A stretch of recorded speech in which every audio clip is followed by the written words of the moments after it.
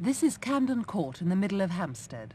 These were the homes of some 200 people until the council moved them away into more expensive accommodation. And then...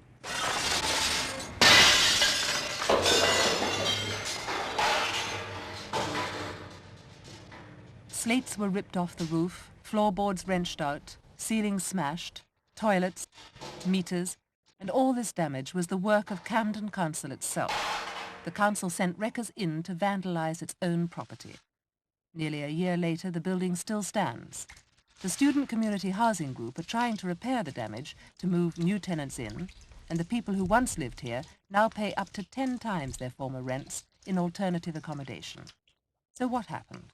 I put this question to Don Ryan of the Student Community Housing Group. Well, it seems about 4 or 5 months ago, the council decided, or were frightened that this place was going to be squatted, so they sent in some subcontractors to break it up, and that's the result of that decision.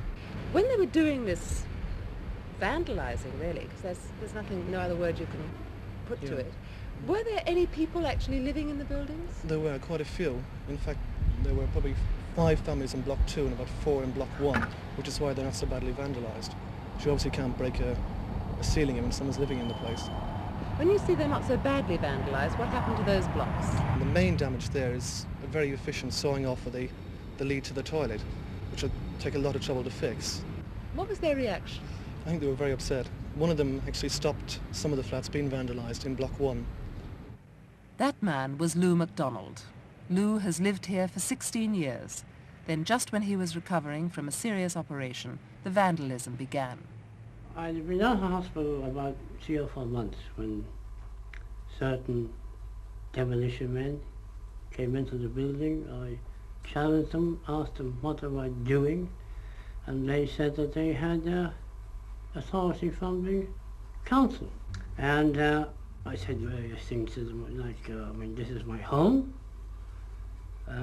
I've been here for 16 years. I have a wife here. I have a decent flat here. And I said to them, can you please stop what you are doing? Because they were obviously using destructive weapons like pickaxes and sledgehammers and smashing flats in. But this sounds to me like the kind of really bad landlord stories we used to hear about private buildings when landlords wanted their tenants out. I've never heard of a council behaving like this before. Well, there are councils that do that, but for Camden this is an exception. Though there's signs that this is becoming a trend. They've done it in other areas since they've done this one. On a low level, with minor officials, you get, they seem very proud of what's happened and have been boasting of it, and they'd like to see this place a car park.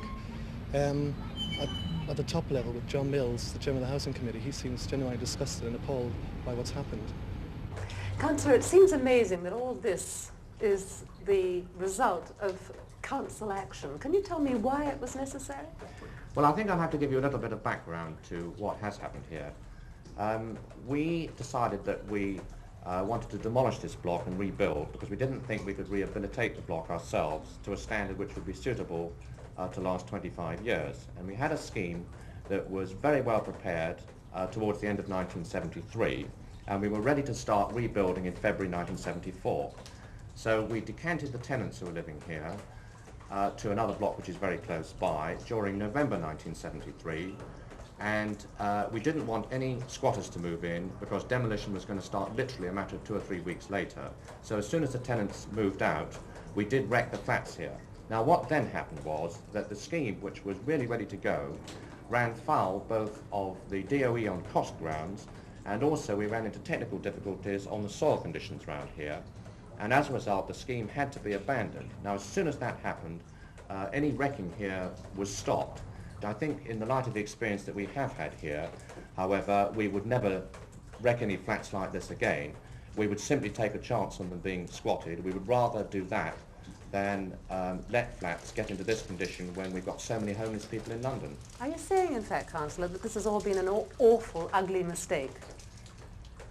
I think it was something that we would never have planned, put it this way. But even so, people like Mr. MacDonald had to see and watch a building that he was living in being vandalised at the request of the council, which must have seemed very odd to him. Well, you may think so, but we have certainly had a great deal of opposition from tenants if buildings are left so they can be occupied, because having squatters moving in next door to tenants is often even more upsetting for them than having the buildings next door to them wrecked so they can't be occupied. It's a very, very difficult balance. It's a very, very awkward choice to make.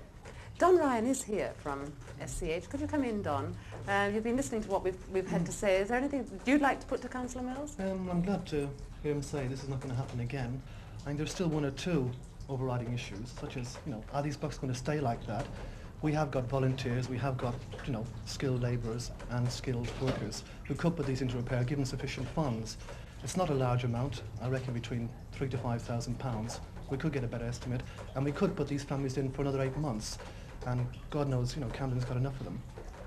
If it is feasible to get these flats here back into habitable condition for the cost that he's talking about, then I think it should certainly be done. Meanwhile, student community housing volunteers just get on with the job of repairing this kind of vandalism.